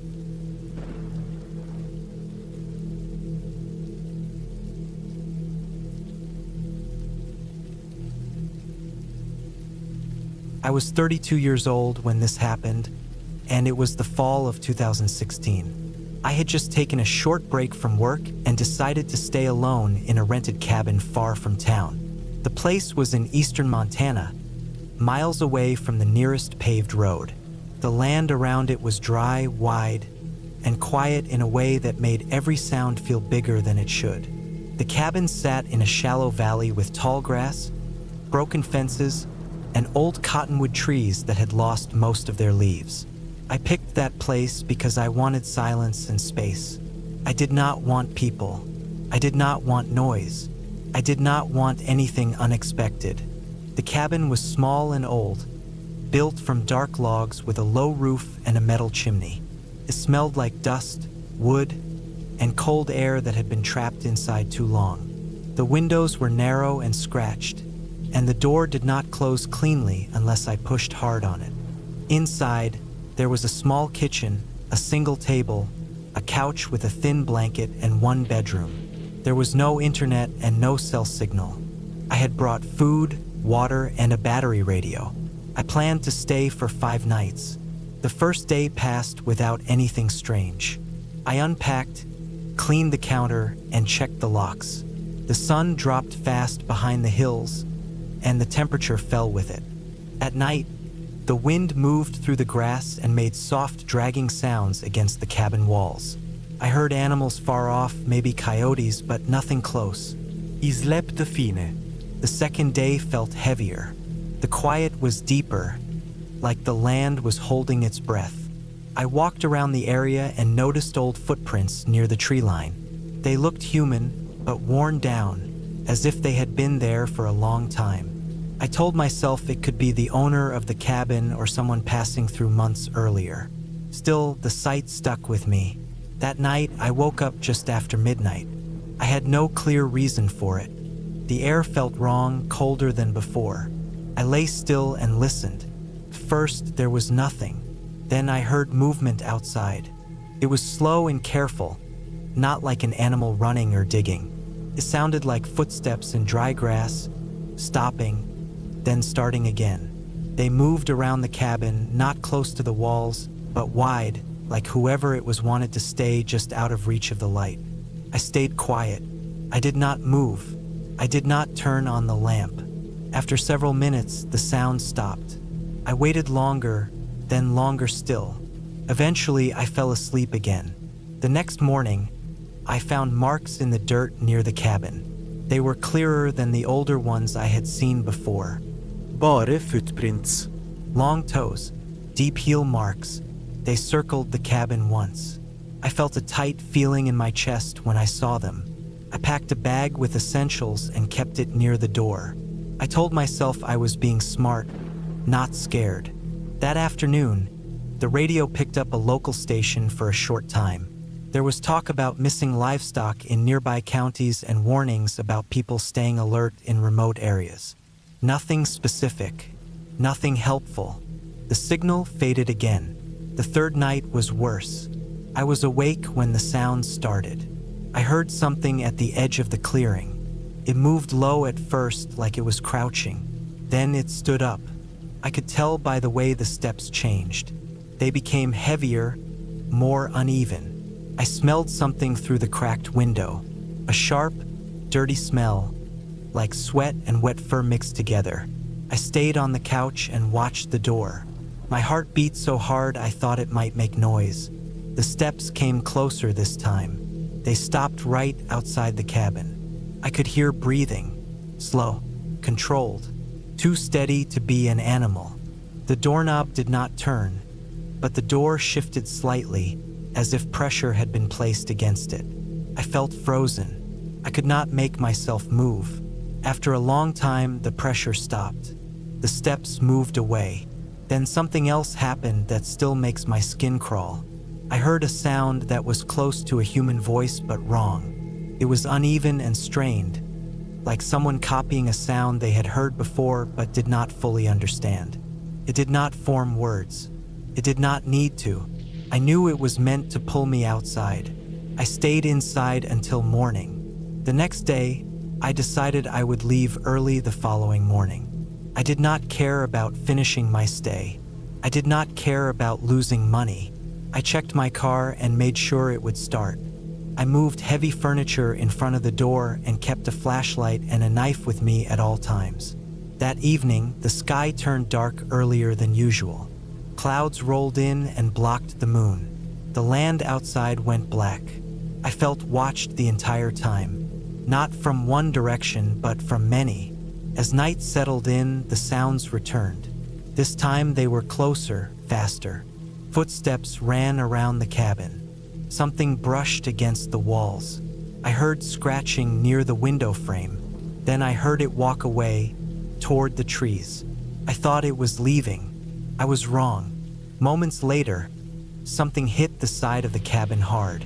Not a crash, but a heavy push. The walls shook. Dust fell from the ceiling.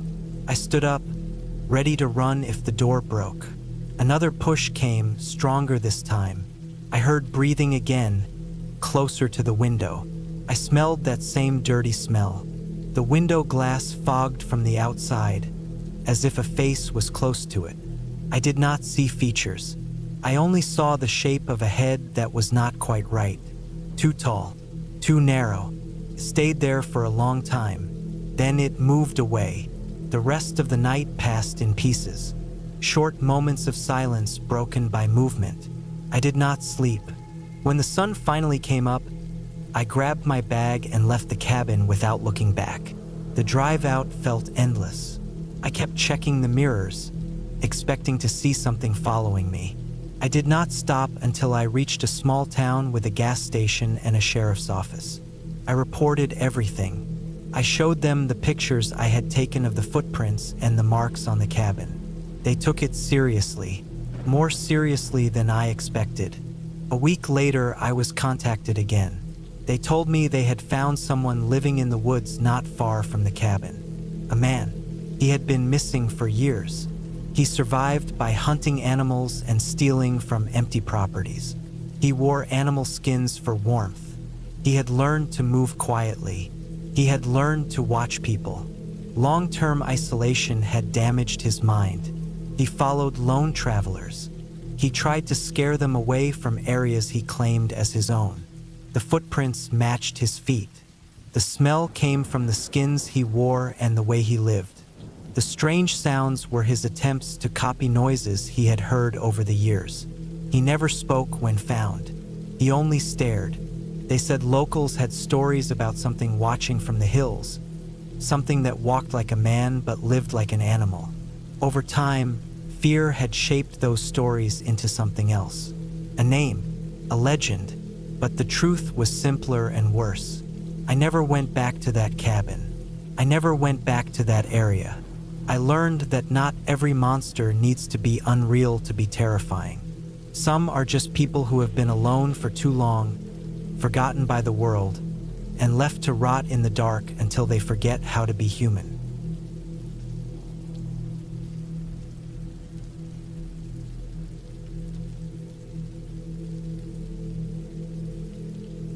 I never expected a simple weekend trip would turn into one of the most unnerving experiences of my life.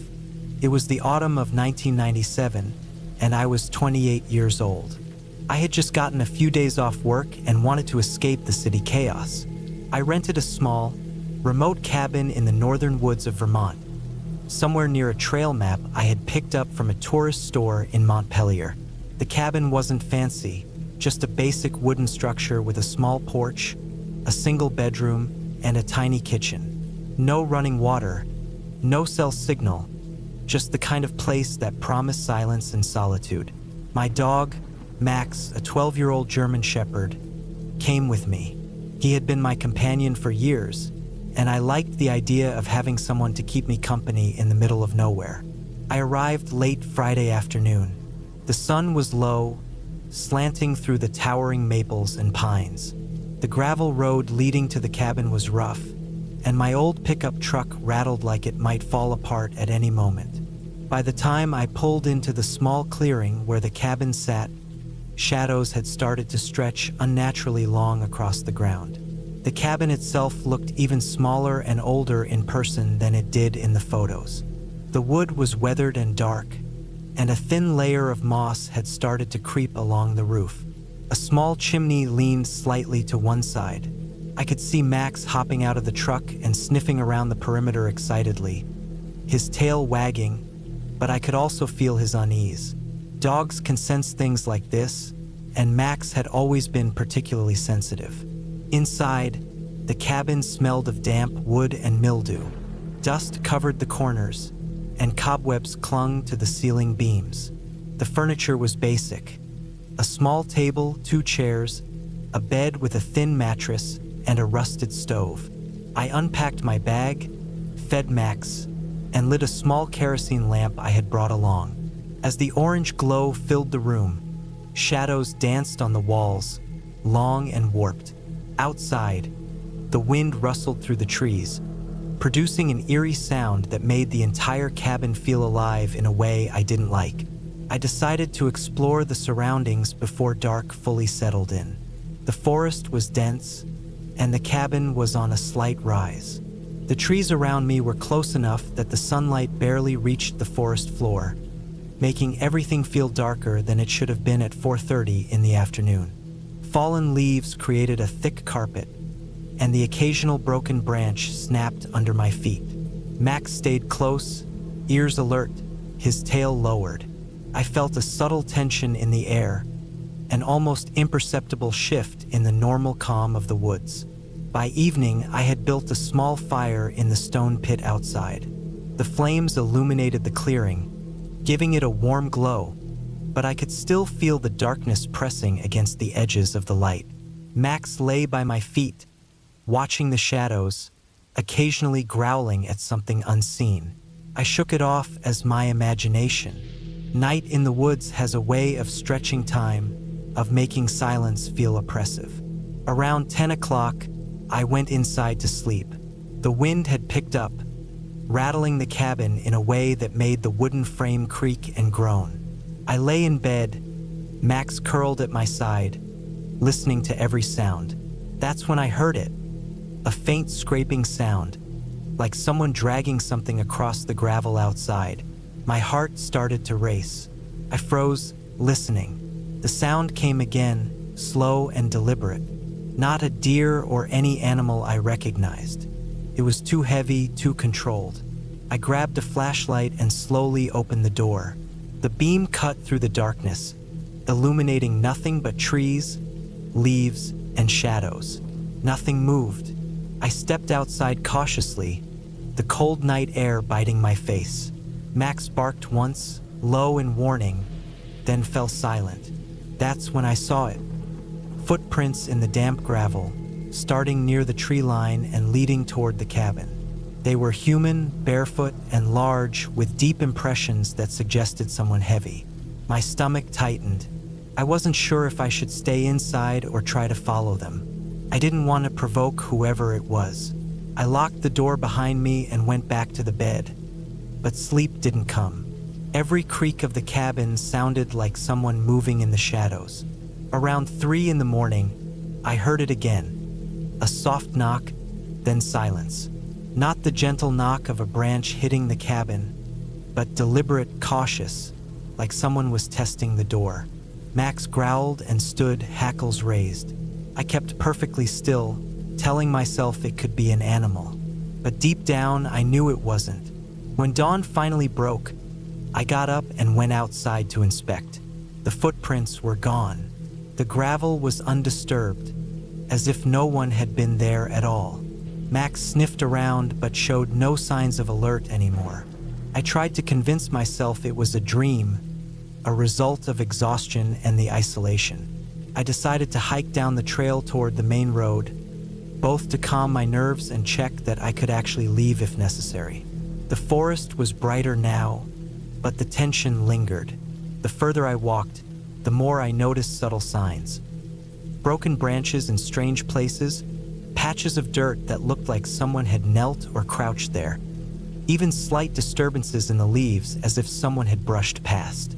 Every detail suggested I had not been alone.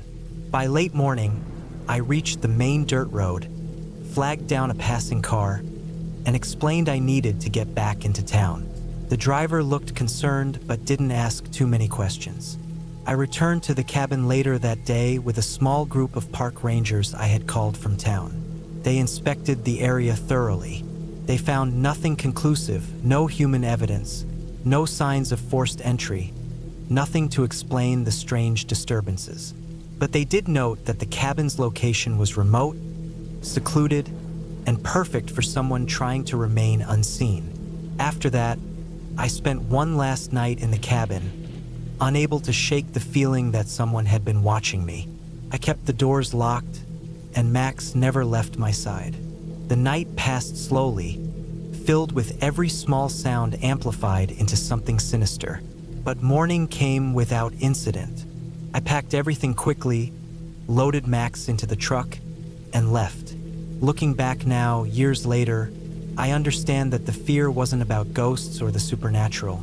It was about being completely vulnerable, completely alone in a place where someone could have watched, followed, or even entered without me knowing. That's the kind of fear that sticks with you. The knowledge that human beings can be the scariest presence of all. I never returned to that cabin, and I never went on a solo trip like that again. Max passed a few years later, and I often think about how alert he had been that night, how he seemed to know something I didn't. The experience left me more cautious, more aware of my surroundings, and more respectful of the silence and emptiness of the woods. Some things don't need a face to be frightening. Sometimes the absence of proof is enough. That cabin sits in that clearing to this day, empty and quiet, but I imagine it's never truly alone. And I know I'll never be able to shake the memory of those footsteps, the night-long creaks, and the chilling awareness that someone had been close enough to touch the walls while I slept.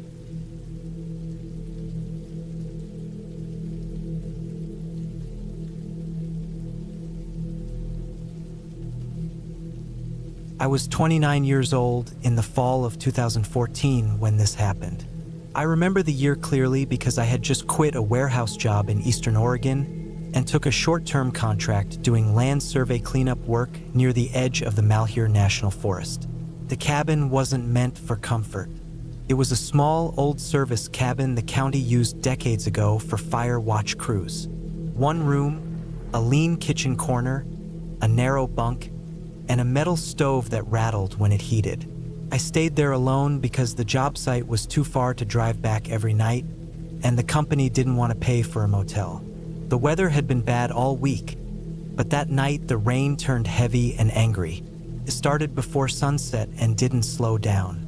The kind of rain that doesn't fall straight, just slams into things sideways. The forest soaked it up fast, but the sound stayed loud, like gravel being dumped over and over again. By the time it was fully dark, the clouds had swallowed everything. No moon, no stars, nothing. Just black trees pressed up against the cabin windows. I locked the door earlier than usual. The lock was old, a simple slide bolt, and I checked it twice even though I knew it wouldn't stop much. I wasn't scared of animals. I had grown up around them. What bothered me was how empty the place felt. No nearby roads, no houses, no lights for miles. When the rain got heavy, it cut off the last small sounds of distance, and it felt like the world stopped right at the tree line. Inside, the cabin smelled like wet wood and rust. Water leaked through one corner of the ceiling and dripped into a metal pan I had placed there earlier. Each drip landed with a sharp ping that echoed too much in the quiet space. I kept the stove going low to dry my clothes. My boots were lined up near it, still caked with mud. Everything I owned for the week was within arm's reach. As the night went on, the rain got worse. Wind pushed the trees hard enough that I could feel it through the floor. The cabin creaked and popped as the wood shifted. That was normal. I told myself that more than once. Still, every sound felt closer than it should. The windows rattled, and the door shuddered in its frame. I sat on the bunk with my jacket still on, listening. Sometime after midnight, the power from the small generator outside cut out. The light went dead instantly. No warning, just dark. I sat still for a long time after that. I didn't move because I wanted to hear everything clearly. The rain covered most sounds, but underneath it I could hear the forest moving. Branches snapping, leaves tearing free. Something heavy fell nearby, maybe a limb, maybe a whole tree. The ground shook slightly when it hit. I lit a lantern and placed it on the small table. The The yellow light barely reached the corners of the cabin. Shadows stretched long and bent when the flame flickered. The place looked different like that, older somehow. I checked the door again, then the window latches. Both were secure, though the glass fogged with moisture and breath. That was when I noticed the footprints. They were outside the front window, half filled with rainwater but still clear enough to see. Deep impressions in the mud, leading from the tree line straight toward the cabin. I hadn't seen them earlier. I was sure of that. They weren't animal tracks. The shape was wrong. Too long, too narrow. The spacing between them was uneven, like whoever made them had been moving fast or unsteady. My first thought was another worker, maybe lost or trying to get out of the storm. That thought didn't last long. No one was assigned anywhere near me that week. The company was strict about locations. I stayed still and watched the tracks slowly blur as the rain softened their edges. The fear didn't hit all at once, crept in. A tight feeling behind my ribs, a pressure in my throat. I kept listening. The rain hit everything, but every now and then there was a sound that didn't match it. A dull scrape, a low thud against wood. Not loud, not sharp, just enough to notice. The back of the cabin faced a slope that dropped into thicker forest. There was no reason for anyone to be back there. Still, I heard movement on that side. Slow steps through wet leaves, weight shifting. I held the lantern close and stayed quiet. I didn't call out. Something about the way the sounds moved told me not to. The steps circled the cabin once. I could track them by the pressure they put on the ground. When they stopped, the silence felt worse than the noise. I stood there, breathing shallow, watching the door. Rainwater ran down it in thin lines, catching the lantern light. Then the handle moved. Not hard, not enough to shake the door, just a careful test. The bolt held. The handle returned to stillness. A few seconds later, the same thing happened again, a little firmer this time. I felt cold all over, even with the stove still warm behind me. There was no talking, no knocking, just the handle, then nothing. I backed away slowly until my legs hit the bunk. I sat without looking away from the door. My hands shook so badly I had to set the lantern down to keep from dropping it. Minutes passed, maybe longer. Time didn't feel normal anymore. I listened for footsteps again, but the rain drowned them out. What I did hear was breathing, not inside the cabin, outside, close to the wall near the door. Slow, uneven breaths, like someone trying to stay quiet but failing. The wall creaked as weight leaned against it. The sound of fabric brushing would followed. Whoever it was stayed there for a long time, long enough that my legs cramped and my mouth went dry. I thought about the thinness of the walls, the single bolt, the distance to help. Eventually, the pressure lifted. The breathing faded. Footsteps moved away, heavy and rushed now, splashing through mud without care. I stayed where I was until my legs went numb. I didn't sleep. I watched the windows until the black outside turned gray.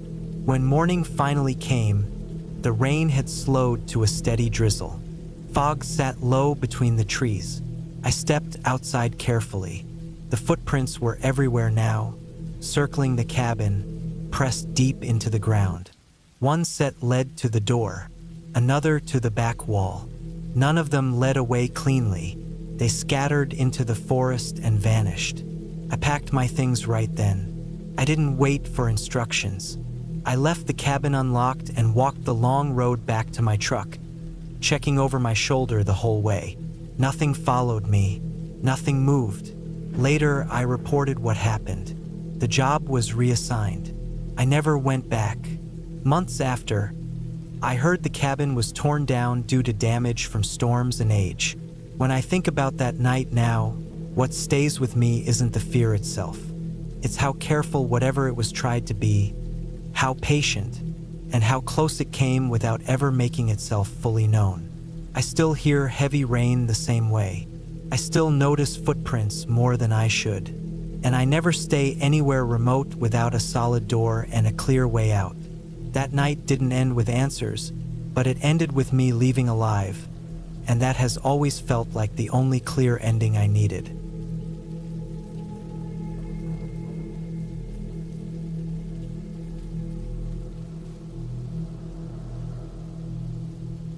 I was 29 years old when this happened, and it took place in late October of 2016. I had rented a small hunting cabin deep in the northern part of Idaho, far from towns and far from cell service. I wanted quiet. I worked long hours back then, and my head felt full all the time. I thought a few days alone would help reset me.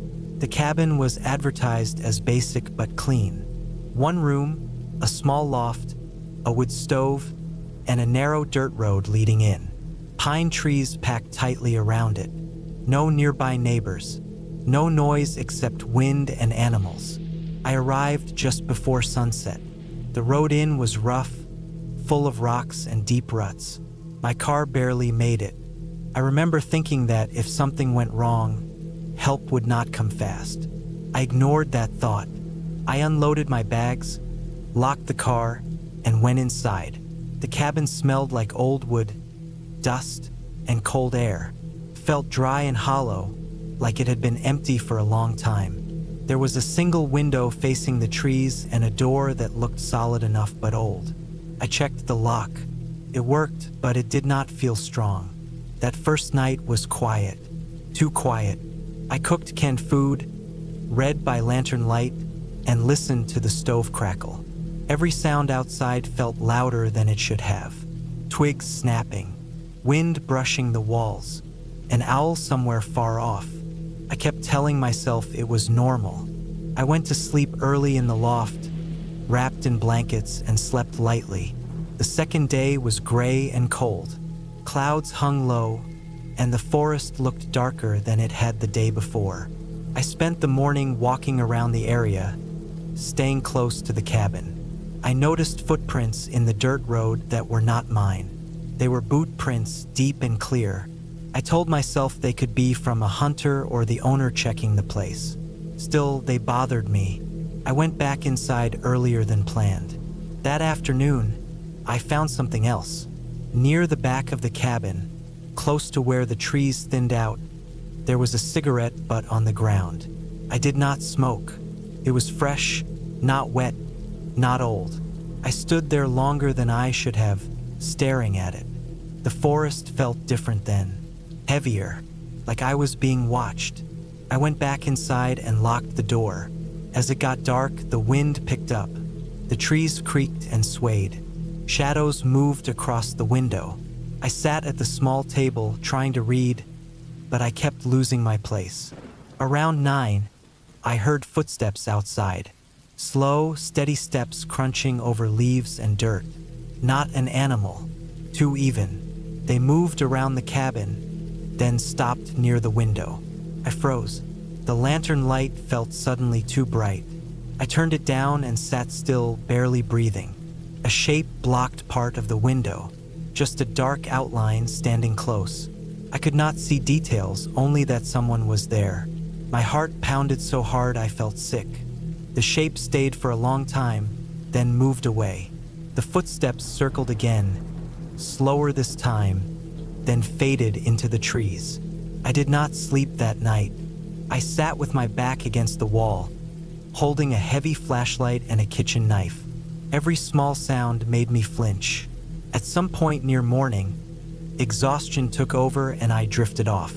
I woke up to light coming through the window and a deep sense of dread. For a moment, I hoped it had been a dream. Then I saw the door. Fresh scratch marks ran along the wood near the handle. Not deep, but clear. Someone had tried to get in. I checked the lock. It was still shut. I packed my things quickly.